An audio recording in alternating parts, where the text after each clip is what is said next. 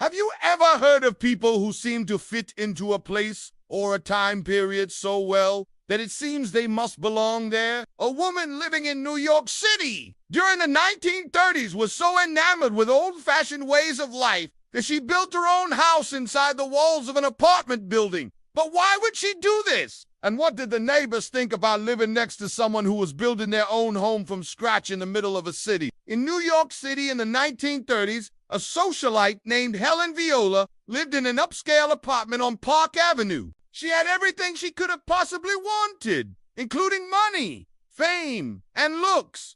So why wasn't she happy? Born in 1898, Helen Viola grew up in a wealthy family. Her father was a famous publisher, and he made sure his daughter never wanted for anything. She had expensive tastes and loved nothing more than the finer things in life, like expensive clothing, fancy parties, and luxurious vacations in Europe. But Helen had a secret. While she enjoyed the luxuries her money could buy, she was fascinated by the simpler times before electricity and modern conveniences. She spent most of her free time collecting antiques and restoring old furniture. She also had an obsession with the past and would often dress up in Victorian clothing and spend hours looking at old photographs. Helen was also interested in spiritualism and would attend seances regularly. At one such event, she met a medium who told her that her soul was hundreds of years old and that she had lived many lives before. This only added to her fascination with the past, and she began to feel that she didn't belong in the modern world.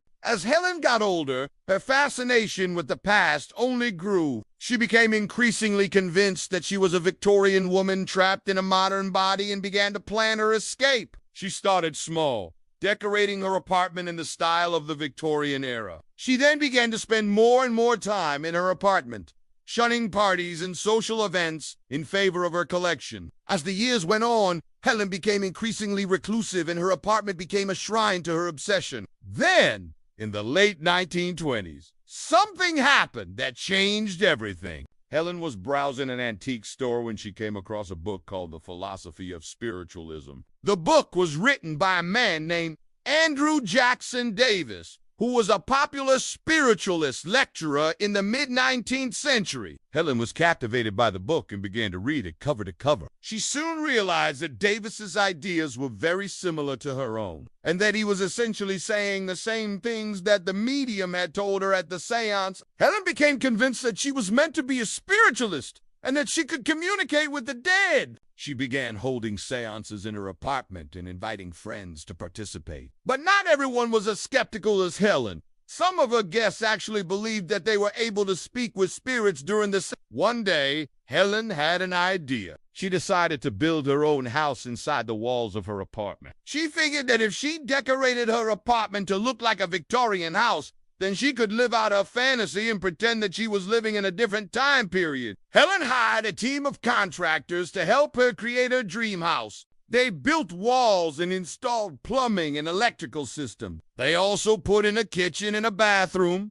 completed with a clawfoot bath. Helen furnished the house with antiques and bric-a-brac, and she soon had created a home that was truly unique. But how did her neighbors react to living next to someone who was building their own home from scratch in the middle of a city? When the construction began, Helen's neighbors were understandably annoyed. They had to put up with the noise and the mess, and they weren't happy about it. But they eventually agreed to let Helen go ahead with her plan. However, they soon realized that they had made a big mistake. As Helen's house began to take shape, the walls and floors started to sag. The plumbing system leaked and flooded the apartment below Helen. The neighbors complained to the building manager, but he didn't do anything about it. He knew that Helen was a wealthy woman and he didn't want to upset her. The neighbors were furious. They couldn't believe that they were being forced to live in a building that was slowly falling apart. They considered moving out, but they couldn't afford to rent an apartment anywhere else in the city. Helen continued to ignore her neighbors' complaints. She was so focused on creating her dream house that she didn't care what anyone else thought of her. As the years went on, the condition of the building continued to deteriorate. The windows and doors wouldn't close properly,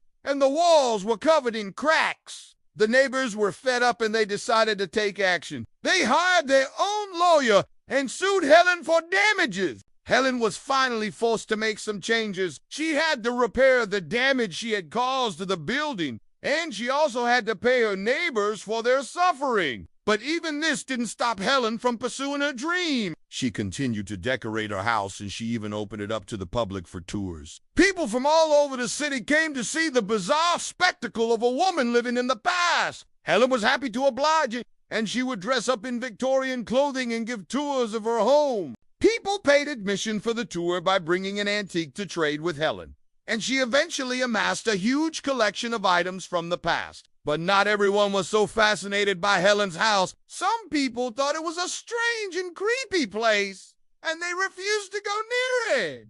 Helen didn't mind. She was happy to have her own little world where she could escape from the modern world. But eventually, the city decided to step in and put an end to Helen's little world. In the early 1970s, the city condemned the building and ordered Helen to vacate the premises. She refused, but she was eventually evicted and forced to move out. When the city came to clear out Helen's apartment, they found that she had left behind a huge amount of stuff. There were antiques, bric-a-brac furniture, paintings, books, and documents. It was like stepping back in time 100 years. The city sold most of Helen's stuff in an auction, but some of it is still around today. You can find pieces of Helen's collection in antique stores and private collections all over the country. Some people believe that Helen's house is haunted and that her spirit still lives in the walls of the building. Others say that Helen's story is just a cautionary tale of what happens when you let your obsession get the better of you. What do you think? Was Helen right to pursue her dream no matter the cost? Or do you think she was selfish and inconsiderate of her neighbors? Let me know your thoughts in the comments below. And don't forget to subscribe for more historical tales. Thanks for watching. See you next time.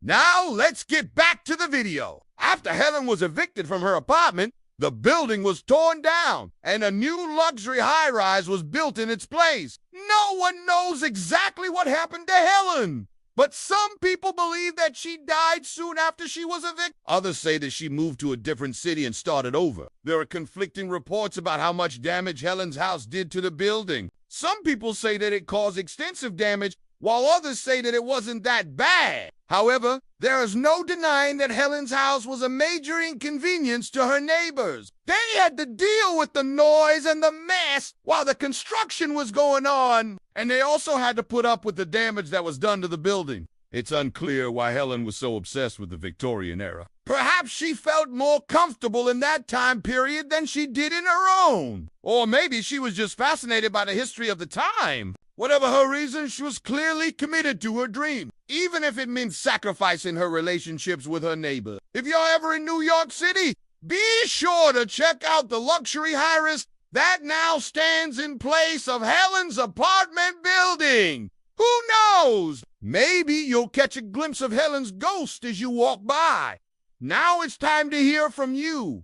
What do you think? Would you ever do something as extreme as Helen did to pursue your dreams? Let me know your thoughts in the comments below. And don't forget to subscribe for more historical tales. Thanks for watching. See you next time.